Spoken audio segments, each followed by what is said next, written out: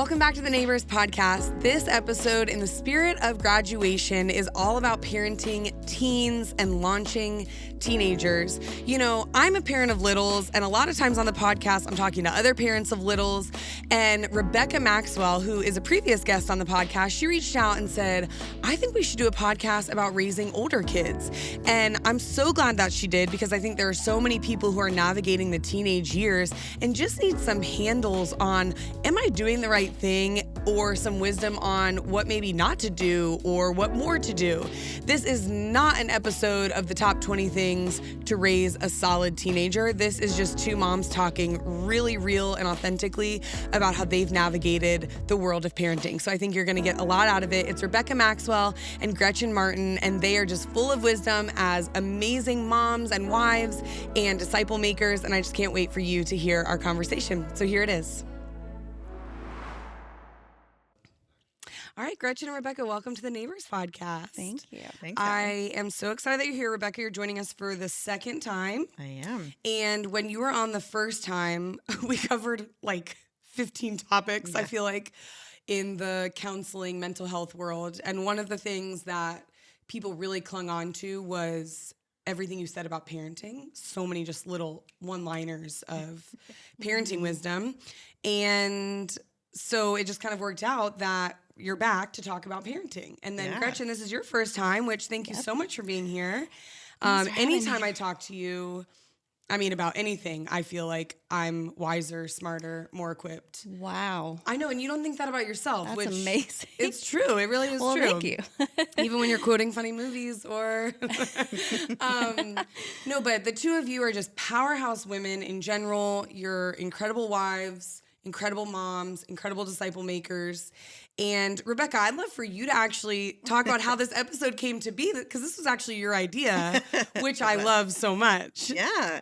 So you had a couple wonderful dear friend guests, Caitlin Armstrong and Natalie Shatley, and they were talking about parenting, and they have littles, and they said this, one of them said this line, we don't know how it's going to turn out, but we're in the middle of it now. And I thought, wow, like, you know, Gretchen and I aren't done parenting, and in fact, I'm launching my second, but she still has Reagan Capri at home. But we are moving into a really different season, and we are starting to see the fruit of what we did in those younger years. Mm-hmm. And, you know, I do want to be clear, like, neither one of us are perfect. We didn't get everything right, but I think Gretchen can probably agree, like, there's some things that we're glad we did. We did well. And I even asked my son this morning, so hopefully we'll get a chance to say what he said. What do you mean you asked him? Like, how did I do? I asked him, like, is there something I did? What did I get right in parenting? Oh, okay. Can't wait to hear what that answer is. Yeah. So we'll save that. But I just thought it would be great for us to come on and talk about kind of the other side of, you know, what we did when they were little and what we, you know, what we're doing now and how we got here, what worked, what didn't work. Yeah. Well, I think one of the biggest downfalls when you're in the middle of raising, or maybe not even downfall, biggest temptation when you're in the throes of raising littles is it's really hard to think about them as teenagers. I mean, I speak from this having a 2.5 and a 6-month-old. I'm so concerned with the emotional and physical energy it takes to keep them alive right now that it would be such a miss if I wasn't planting seeds now, or we weren't planting seeds now that would reap when they're teenagers. And so when you said that, and I even sat down to like think about what I wanted to ask you, and I even said this to you, Rebecca, I'm like, it's like I don't even know what to ask. Like, I don't even know what I don't know because I'm just so in the middle of this age. Yeah. And so I think this is so great. And I think it's broad enough for everyone. It's not, lessons that you've learned are not just lessons about parenting teenagers. That's the environment in which you learn lessons. But I feel like a lot of what we'll share today is actually applicable to anyone walking through anything kind of hard or anything that's a new environment for them, because you're learning new things you've never learned and you have to do it on the fly. So I really hope and think that this conversation will impact a lot of people, not just people in the parenting teens phase. Yeah. I'll have to archive this episode for in 10 years when I'm like, what is happening? And I need to remember what you 10 two said years, today wow. here. You got to give yourself grace. Give yourself grace Yes. now.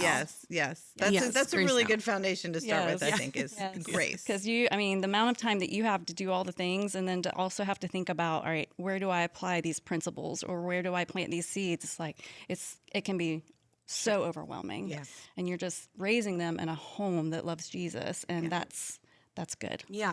Some days And that's Start enough. there. Yeah. Start there. And I feel like with the two of you, it would be easy. I feel like I've heard other podcasts or I've read other articles, and it's like, here are the 10 things you need to be doing with your teens, or 10 things you need to be doing with your kids. And I feel like the overall message that just observing the two of you parent is actually, it's really not like a list of 10 things to do. It's 10 things not to do. Yeah, we'll get into the what not to Yeah, do. 10 things to do. Okay, so before we get to parenting, how did you two get to know each other and become friends and village co-parents, if you will?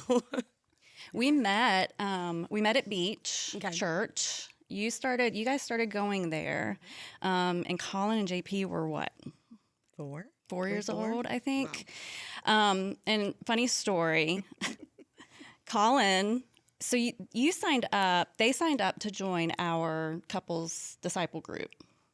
We didn't know it at the time, but Colin shut his finger, and remember those really, really strong storm doors, those hurricane doors? Didn't Reagan break her toe in one too or something? Well, that was totally different. Oh. Yeah, she sliced her toenail. It I was thought that was the awful. same door. It was no. That was the worship center doors. But this was like the outside doors to the kids' rooms. Okay. The heavy doors. So he's got his finger stuck in the door. Rushed to the hospital. Thought he was going to lose the tip of his finger. Like, it was a whole thing. And so we heard about it. It happened on a Sunday morning. I think Joby was preaching. Probably. Yeah. Heard about it. And so Joby's like, we're going to see them. We're going to their house to see them. On the way over to their house, I'm looking at their name and address, and I'm like, this is the couple that just signed up to join our group, our disciple group. And he said, no way. And we just almost cut their son's finger off. I'm like, I know. So that's how we met. We went to their house and we walk in, and Colin has got this huge bandage on his hand, but he's doing flips off of the sofa. And I'm like, he's totally fine. Yeah, checks out. Totally fine. He's fine. Coming down off the morphine. Yeah. That's how we met. Wow. So, yeah. And then did you join the disciple group? We did. Yeah, we joined the disciple group, and we eventually started doing baseball together, and so started a string of many sports that we did together, and I think we just kind of clicked. And I had been in ministry, and Joby and I found ourselves talking about all kinds of theological things, and our kids were the same age. It kind of became easy to do life together. Right. And I had worked in ministry, so I could imagine being on the other side as a church, like, oh my gosh, are they going to sue us? What's going to happen? And I'm like, man, We're good. things happen. But he would love to show you his finger. It's his middle finger, and Wait, it's a little longer than the other middle finger. Longer? Yeah, because they reattached it. No. It was hanging. It was a thing. It was hanging. Hanging.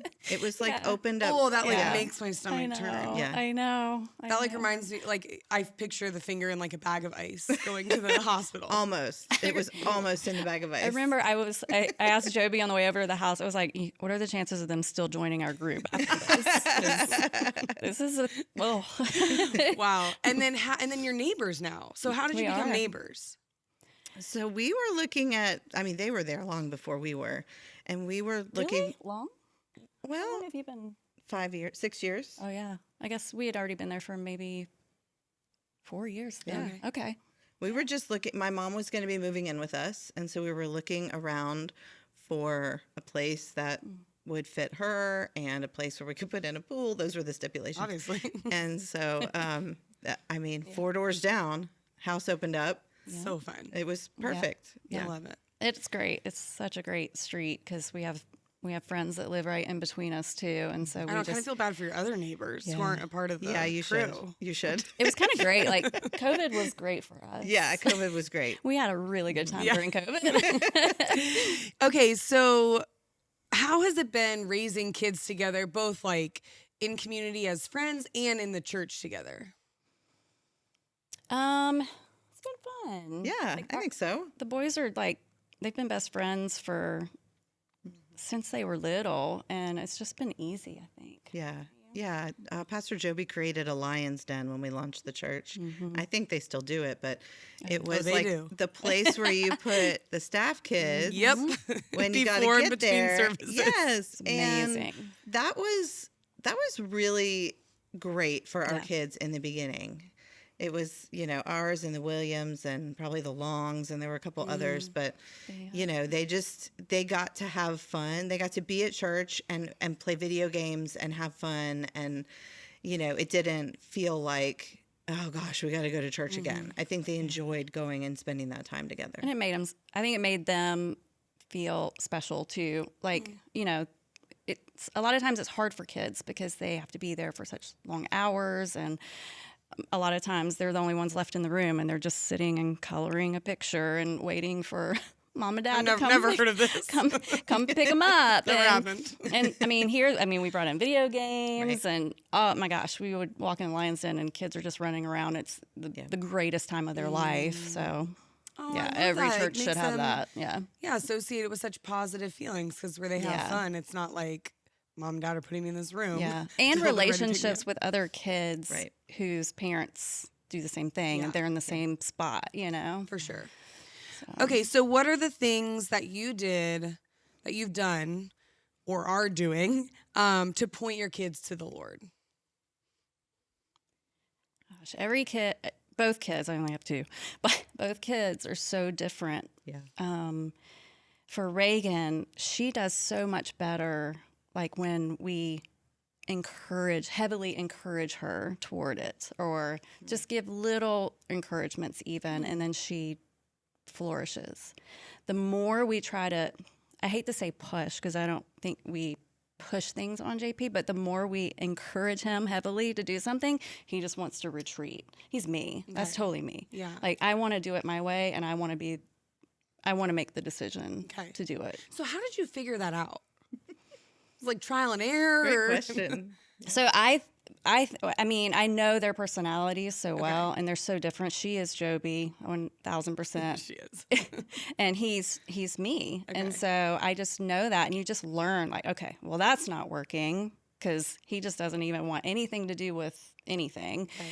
So the more I pull back and just try to encourage him in ways that are kind of roundabout ways, versus like, hey, are you going to do this? Hey, are you going to do this? Hey, are you going to do this? And just having conversations that maybe lead to other conversations. That's more. And then if it becomes his idea, then we're onto There it something. is. Yeah. Okay, this is kind of a sidebar question, because Rebecca, I want to hear what you have to say too. Do you think it's harder to parent the kid that's more like you or more like your husband? Oh gosh. It's easier for me to relate to JP because I just know what he's thinking, I feel like, all the time. I butt heads with Reagan more. Joby butts heads with JP more. And I don't know if that's the personality thing. Like JP being a male, maybe, like Joby's just so wants him to be like him. Like he just so wants him, like, I want you to think like me. I want you to like, not really, but like just for, I don't know if it's, I don't know what it is. Yeah, but I get that. But I mean, it's just easier for me to relate to JP, and I do butt heads with Reagan more, but Reagan and I are little buddies too. You are little buddies. So sweet. Are your boys similar personalities to either you or Sean? I was just sitting here thinking about that, and for a long time I would have said yes, but there's some of each of us in both of them. And I think that Chapman, my oldest, is more like Sean, and Colin's more like me. But then there's things that, like, I really connect to Chapman with, and Sean really connects to Colin. So it's really hard.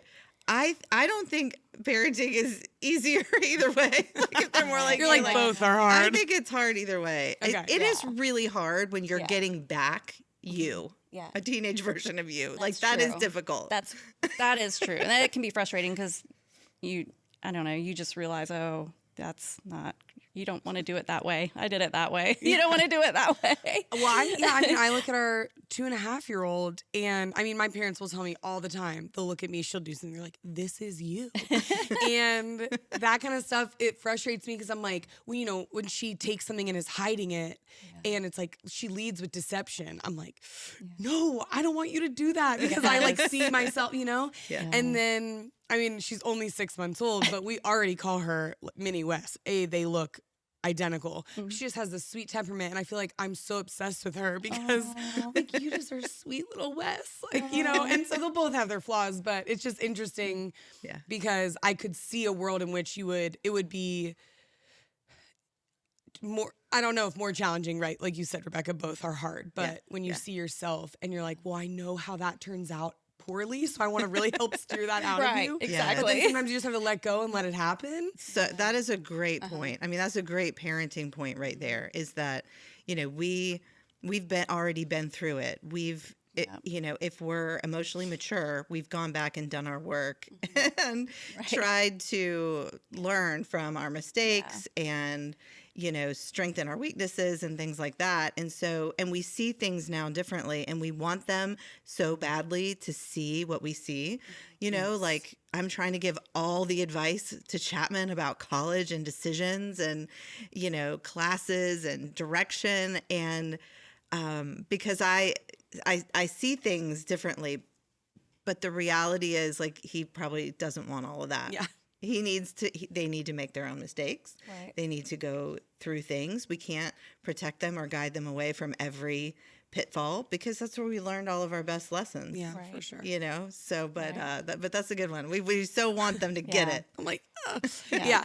Okay, so Rebecca, back to the question. What are some things you are doing to point your kids to the Lord? Yeah, I think that we made a decision when we got married that we would always be in church. And that was even before I was in ministry. So once I got into ministry, it was very easy because I worked there. So we were there all the time. But we did make it a very central part of our life. We were in a denominational church at that time, so we had Wednesday nights. And so the kids were always there. There was never a question about, are you going to go or are you not going to go? We never set it up to be an argument. It was just always, this is what we do. And I think, too, we learned early on that, the best opportunities to talk about faith are as you are going, in Deuteronomy 6, I think it is. As you are going, or maybe 5, I can't remember. But it talks about, as you rise, as you go to sleep, as you go about your day, bind these words, on your heart. And so we took that seriously. We took opportunities in the car to review like what they were doing or what they were learning, or ask them what they thought about different things. And, bedtimes are like super special times. As your kids get older, they get real soft at bedtime and they want to talk about things. And I recognize that might be stalling, but it's like, whatever, who cares? Let's talk about it. And so just taking the natural opportunities that arise, and you've got to be present and aware of those, because it's really easy to be distracted. And even, as my kids have grown, like social media has come online. It didn't used to be as big of a deal. So we as parents are very, very distracted by a bunch of things. So we've got to be aware enough of when those times present themselves so that we can make the most of every opportunity. That's great. Okay, so dare we say you weren't perfect parents?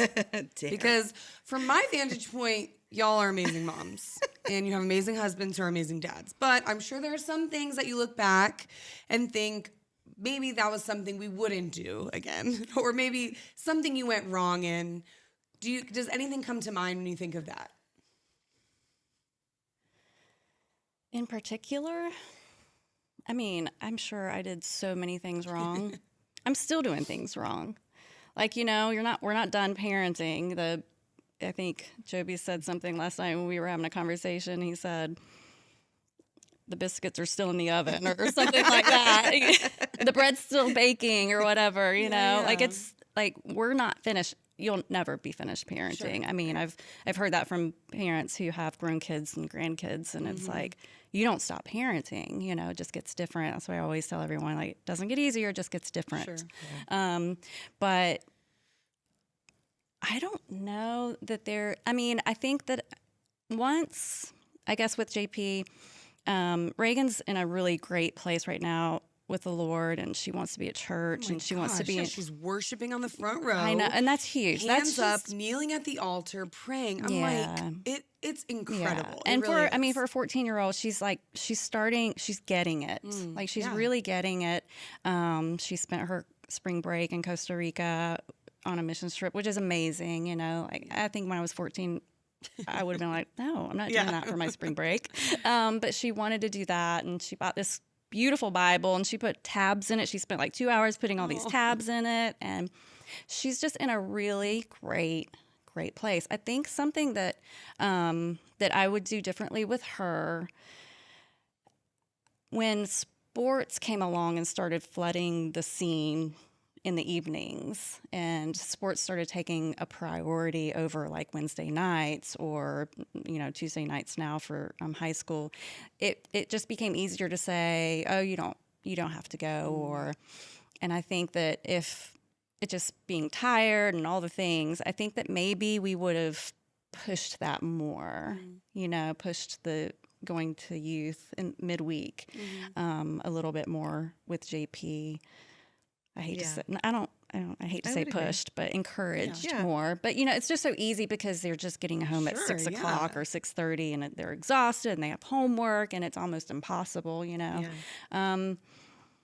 But maybe even incorporating something else if they can't make it to students, you know, like, all right, what can we do to really, you know, help him along with his faith? And What would you say, Rebecca? I would say the same thing. I think I knew it was coming with the sports because I'd been in youth ministry and I watched it happen, and I watched, you know, Wednesday night dwindle. But there was a time where there were no sports on Wednesday nights in smaller towns because it was church night. And that's gone away. What a time. Yeah, that would never exist now. And so, you know, I do wish that, you know, we had also been a little bit more I don't know, forceful or encouraging of that, and maybe taking more of a stand. It's really hard, you know, to do that. I think what's cool for our boys is that they had some leaders. They've had some leaders that have really stuck with them, that would come to their football games. I mean, Mr. Rich is one that he still will seek them out and ask them to breakfast, and so, and even beyond that, other leaders that have found ways to meet up with them for breakfast and Bible study and stay connected. And I think that that's been really good. I too wish we had been more consistent with, you know, midweek church and, you know, and maybe even had more conversations just even around the dinner table, more direct. You know, you get tired. Aren't you tired, Allie? I'm tired. I mean, I feel like I've been tired for 20 years. And, you know, you just get tired. And so all these things that you want to do and these great ideas you have, you know, they're really hard. And so my big encouragement is find a couple things you do well and simplify it and stick with it, because there's so many things that you can do.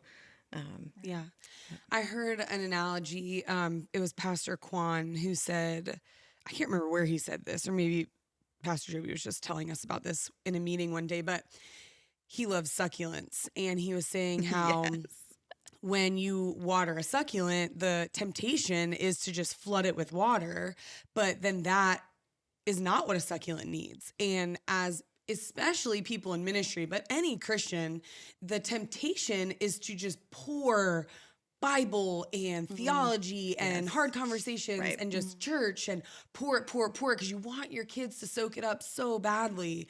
But what that's actually doing is it's choking out the succulent to grow and suffocating it. And so I love what you guys are saying, especially Gretchen, like you saying, you hesitate to use the word push, but just kind of letting those things happen naturally. And it kind of goes back to what I was saying at the beginning, that there isn't a list of 10 things that you have to do or you should do, because it just should be kind of like an organic, natural thing. It doesn't mean you can't put in intentional rhythms, but it's not going to be perfect. I would imagine that, haven't asked my boys this, but I would imagine that the most that they've gained about faith has been watching us. For sure. Listening to our conversations, watching, what we do, and just absorbing that, watching our marriage, watching how we engage with the church, watching the people that we surround ourselves with, the conversations that we have, the way we talk to each other and treat each other. I mean, all of that relates back to our faith.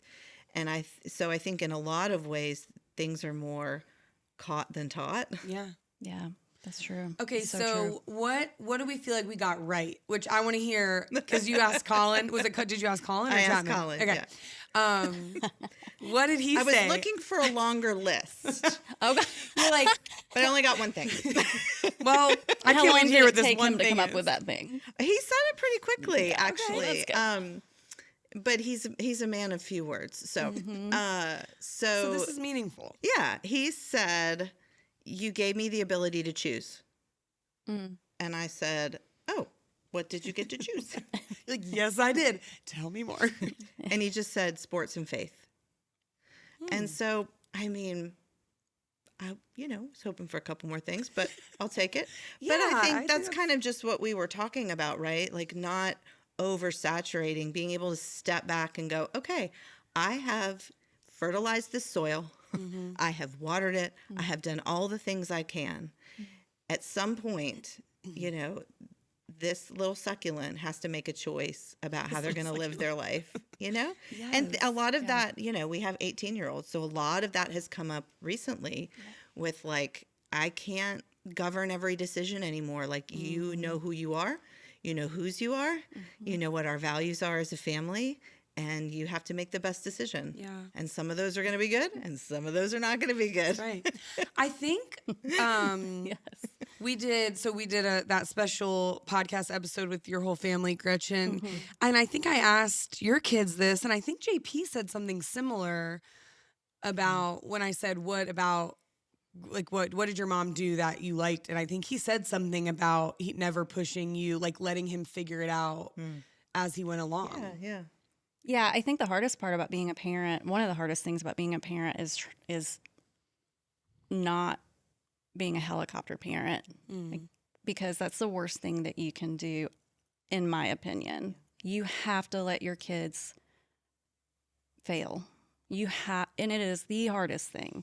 It's hard to watch your kids do something and not get it right, or do something and fail, or do something and not get the outcome that they want. But that's the only way that they can learn in this world, in this life. That's the only way they can learn. They learn from their mistakes. They learn from their failures. They don't learn from us doing everything for them. They learn nothing. It's the worst thing that you can do, because once they go off to school, they can't function. They can't do anything. So yeah, turning 18 is interesting, because they're 18 now. So you're like, Can I still tell you? Can I tell you what to do? Do you still ask me to go places and to do things? What JP's is amazing. the answer? Do they? JP does. Okay. He always does. Yes. He tells me where he's going, and then if he thinks that where he's going he shouldn't go, he asks. Oh. Like he always does, and it's we've given him freedom to not have to do that. Like, we have not said, hey, you have to be home at a certain time, you have to do this. It's just, at this point, it's just a given. Like, you live under our roof. These are our rules. Yeah. This is what you do as long as you're living in our house. But the freedoms I give him right now, I think will help when he's gone in August. And, me trying to micromanage him right now is not going to set him up for success in August, when he's around thousands of college students whose parents have helicoptered them their entire life, and they're going tasting bonkers. freedom for the first time. Yes. Yeah, that's good. Yeah. What would you say, Rebecca? Yeah. I'm sorry. What was the question? I probably went off. No, that's like, okay. I totally went off the question, probably. What was the question? Where I were don't we? even know. What we've done well. Yeah. Yeah, Right. yeah. I think, yeah. So that was Colin's answer, Yes. which I think is true. I think there was a time, and I mentioned this in the other podcast, that I asked both of my boys what I did in conversation with them that made them not want to talk to me.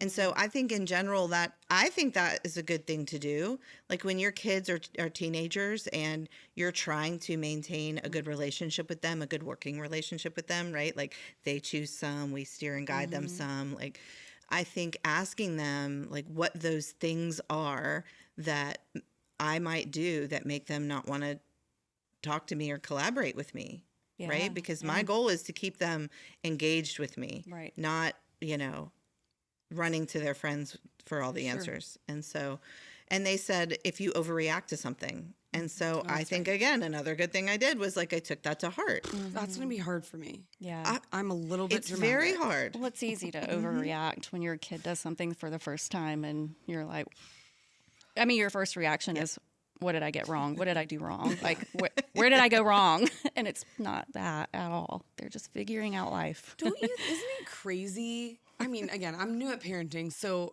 maybe you guys thought about this a long time ago, but growing up, I always thought my parents knew everything about parenting because every decision they made seemed to be with such confidence.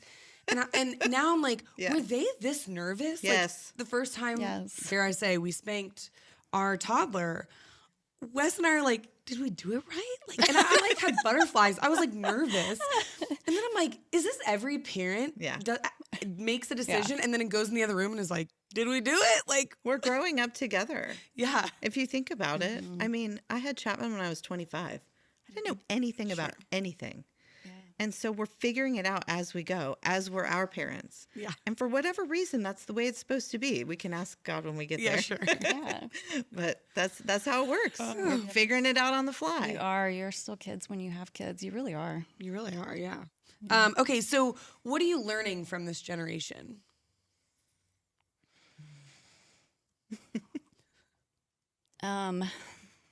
Well, I think that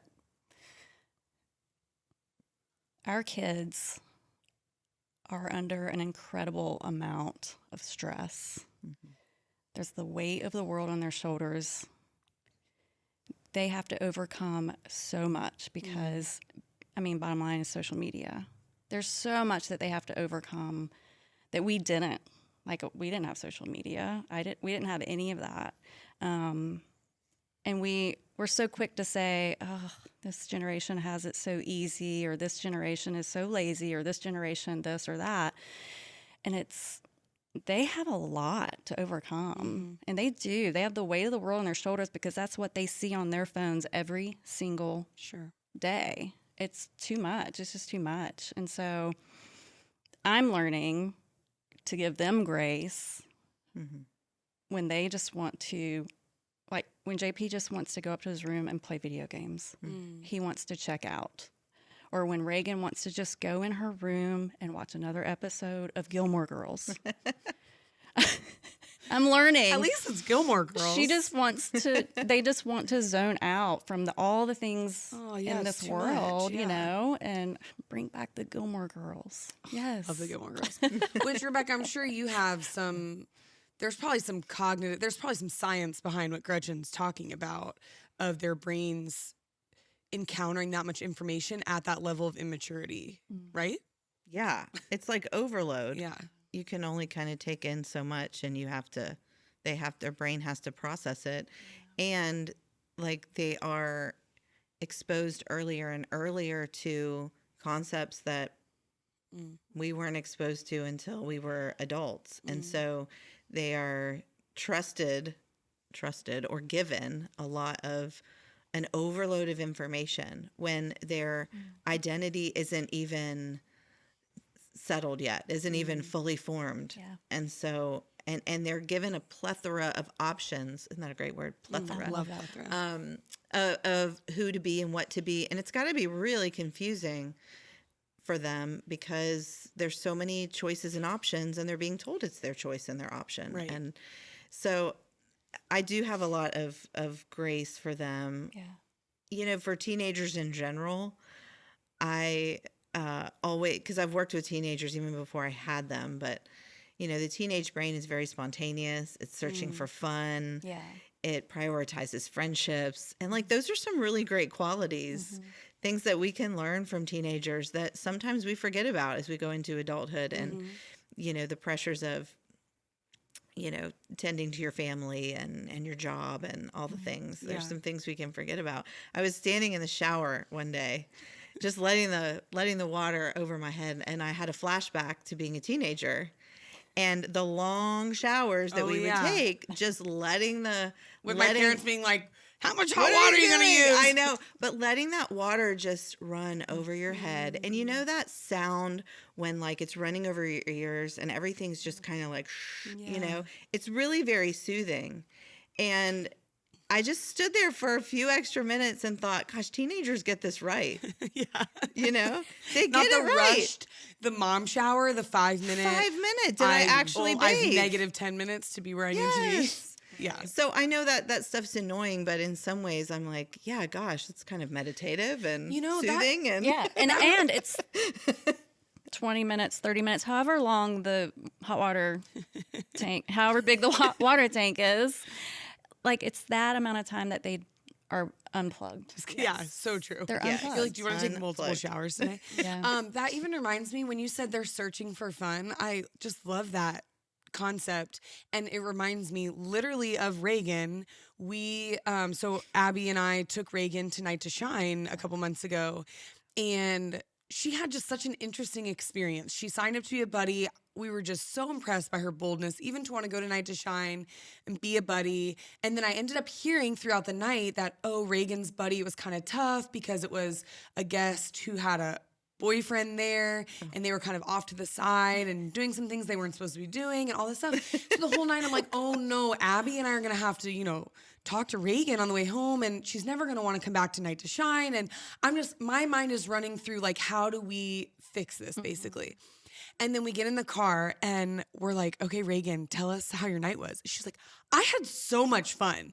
And then she tells us all about a not amazing experience with her guest, but she was like, I still had so much fun and I definitely want to do it next year. And it was so pure and so just like an adult would have been annoyed at that situation, but you're just so excited to be here and you love these people and you just want to be a part of it. And when you said searching for fun, I'm like, she didn't have to even like search for the fun. She just, there it was. And she made whatever situation, she made it fun. And I was just so inspired by that. Fun finds her, I'm telling you. She's the best. She is. She's so fun. Okay, so what are some of the things that keep you up at night? Maybe it's regarding your kids. I'm sure it is regarding your kids. But just in general, in this season of life, what are the things that keep you up? And then what do you combat that with? What truth do you combat that with? I tend to worry about, I mean, when they start coming home after you're in bed, because I just can't stay up. I just can't make it. But I will I don't get good sleep though, because I will wake up and think, okay, where are they? And I'll look at Life 360 just because, you know, I don't know, maybe this is an old school thing to say, but you know, the world is dangerous and, you know, not that I'm a doomsday person, but you know, things happen. People are in the wrong place at the wrong time. And other people make bad decisions that can impact your child, or your child can make one bad decision that impacts the rest of their life. And so and knowing that they're teenagers and their brain isn't fully developed. And so they don't always see down the line all of the potential consequences to their actions because they're searching for fun. So that can be a downfall. Yeah, sure. There are shadows. Searching for fun, right? There are shadows to that. And so that stuff keeps me up at night. Not that I don't trust them. I think in general, they have proven to make really wise decisions so far. I'm really thankful for that. But there's still always just that little check that you're like, how's that going to go? Yeah, I agree with that. I think a lot of things that keep me up at night are things that you can't really control. Like, you know, like just general health and well-being, first and foremost. Like, are they healthy? You know, are they going to stay healthy? That's a thing that kind of like, what did I do something wrong when they were little that's going to make this happen in 10 years or whatever? Joby and I are listening to these health and wellness podcasts, and I'm like, oh gosh, what I fed my kids when they were young. What have I done to my children? Red dye. Too much red dye. All the red dye. All the red dye. Too much sugar. But I don't know. That keeps me up at night. I think about things like that, but I also think about decisions, you know, because it's one decision can change everything. But I also have to combat that with, it's never in my control anyway. It never was. I was never in control. God's in control. And he already knows that decision that he or she may make. Yeah. And I can't do anything about that. All I can do is what I'm doing in the here and now and be present and help guide and love them like crazy. Gosh, you that's so know? good. But I'm not in control, and I have to. That sometimes knowing that I'm not in control keeps me up at night. Yeah. Yeah, that's hard. Yeah. Yeah. You're like, what? This seems to be at odds with one another. Yes. But that really is so good. So we've talked, you know, so much about parenting because it is such a big part of who we are as moms, but it isn't all of who we are. So I'm going to kind of go in a different direction, even though this is so much of what we've talked about. How does it not become all you talk about, all you think about, all you are? Yeah. How do you live primarily, you know, our first identity, our only important identity is being a daughter of Christ. So how do you not let it consume you at all minutes and hours and days? This is probably a good discussion because Gretchen stays at home. Hasn't always, but stays at home. And I've always been a working mom. And so you're going to probably get two perspectives here. I mean, for me, like that career was very important to me. I was very called to it. Each career move I've made, like I felt like was ministry. And so, you know, for me, working hard I know balance is a myth, but finding a balance between, and it's more like this Juggling, if you will. But, you know, not missing out on the things that were really important to me, but also having the time to invest in what God was calling me to do, I think was really important, you know, for me. And also doing the things, prioritizing, being in disciple groups and things like that. And I really think that, I don't know, I haven't asked them, but I think my kids will look at that and go, wow, like she did what God called her to do. That's what I want them to see. Whether you stay at home, whether you work, That's great. like I want my kids to see God. She did what God was calling her to do. I love that.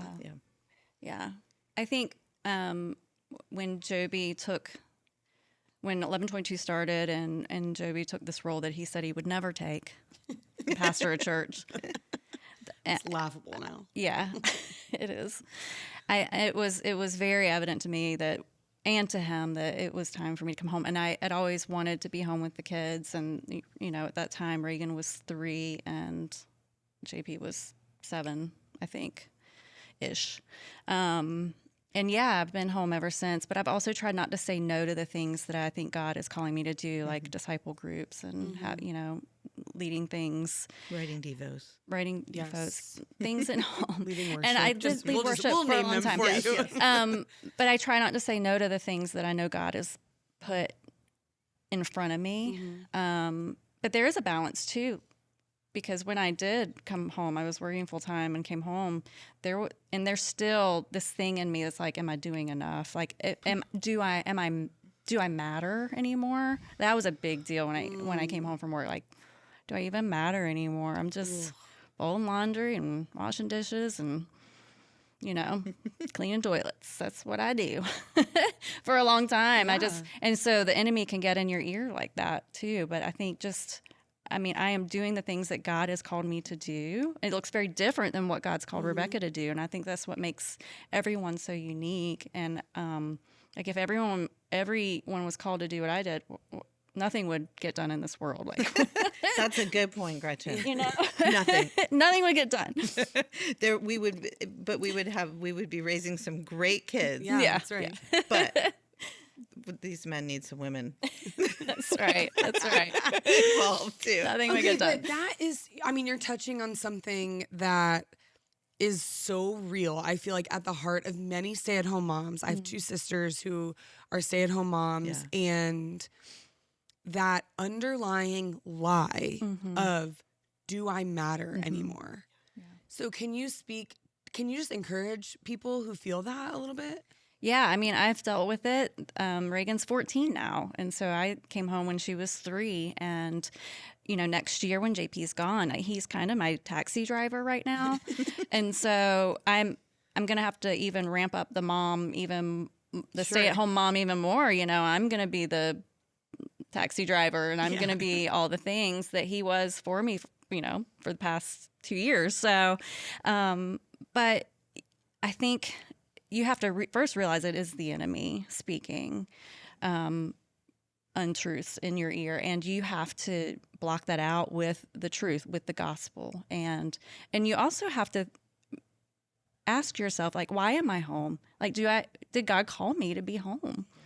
Did he really call me to be home? And I know, and Joby tells me every day, I wouldn't be able to do what I do if you had a full-time job. He's like, I just wouldn't. I mean, a lot of that was when, you know, JP wasn't driving and kids were younger, but he said, I just wouldn't be able to do what I do because he's gone all the time and he's always got, you know, he can't pick a kid up from school or, you know, drop a kid off or whatever. And, so did God call you to be home? What's the reason why you want to be home? Like God's calling in your life, and what are you doing? What are you using the gifts that God's given you? How are you using the gifts that God's given you? Because that doesn't mean you have to get a paycheck to use the gifts that God's given you.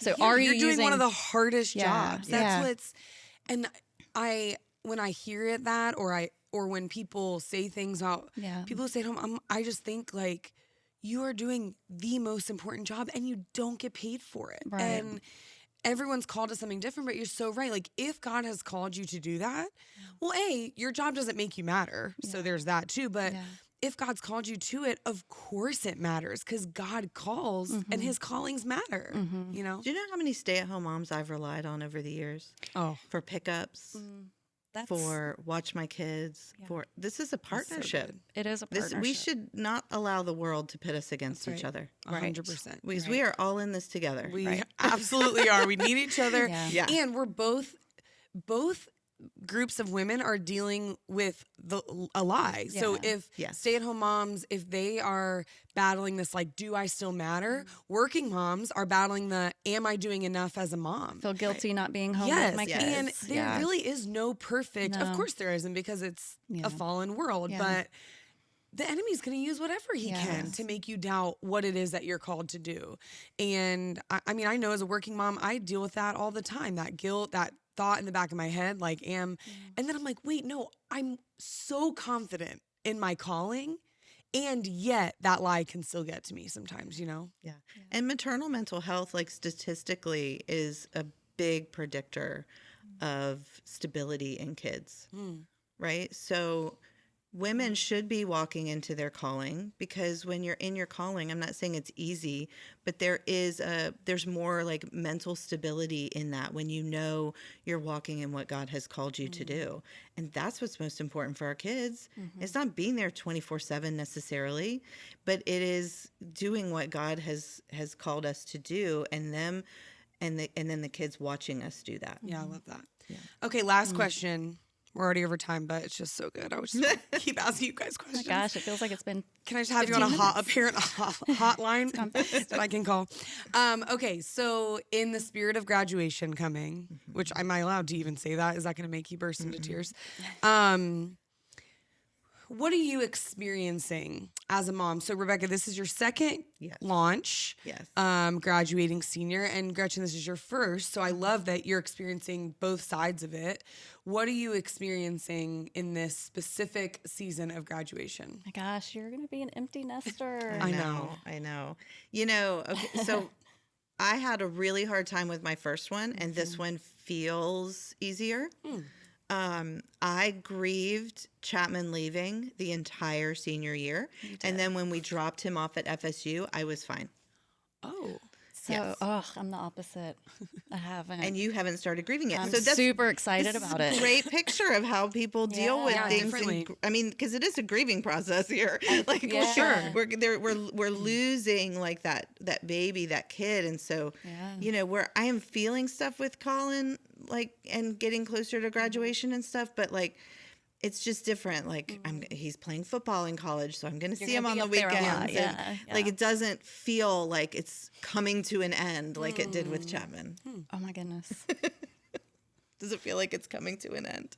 No, I'm really excited about it, and so it'll probably hit, like I said, it will probably hit me on the drive home from dropping him off. Yeah. I mean, I think that's probably when it'll hit, and my grieving will probably be a few weeks, you know, after that, when he's not home. And I think Reagan will take it. I think it'll be really hard on her, and so Which that'll be hard to we'll watch. feed off of each other in agony and pain and you know, sadness. But I remember you really had a hard time with Chapman for a long time. I remember thinking, you still got like 6 months with him. It's okay. He's not gone yet, Rebecca. He's not gone yet. But yeah, you did. And I'm very excited about this journey and this chapter in his life. I'm excited for him to leave Jacksonville and be on his own and find his own way. And I'm super excited about that. With Reagan, I think I will be a hot mess from sophomore year of high school. From sophomore year. She's gonna be a freshman next year, so it's gonna start soon. It'll be different. I think girls is probably different than boys anyway, because there's this extra level of worry, you know, for you know, you're launching your girl out into this world of scariness, filth. You know, but honestly, I'm excited right now. Ask me in 5 months. Your family is in a unique situation. I mean, JP has grown up in Jacksonville, where his dad is one of the most well-known people in Jacksonville. He goes to a school where everybody knows who his family is. Yeah. And I love, when I asked him about that on the podcast with your family, he said he actually really likes it and it doesn't bother him. But at the same time, I think there will be something so sweet about him, you know, starting just as JP Martin, you know? And he has said he's excited about it himself. Yeah. He's excited to go somewhere and not be recognized or say his name and absolutely no one know who he is. Like, he's excited about that. Yeah, I could see that. Yeah, that's a little bit of me coming out. Sure, yeah, of course. Well, y'all are amazing. You are such an example to me of train up the child and send them out, launch them out, and watching you all parent and your marriages is such an encouragement to us. So thank you so much for sharing everything today. And I can't wait to talk to you post-graduation to see if it's hit you yet, Gretchen. Yes, I'll be in bed with the covers over. Yeah, you and Reagan just watching Gilmore Girls crying together. Thank you, guys. Absolutely. Neighbors is produced by Logger Creative and Taylor Minning. Music by Austin and Lindsay Adamak. Artwork by Wesley Parsons. And motion graphics by Robbie Burns.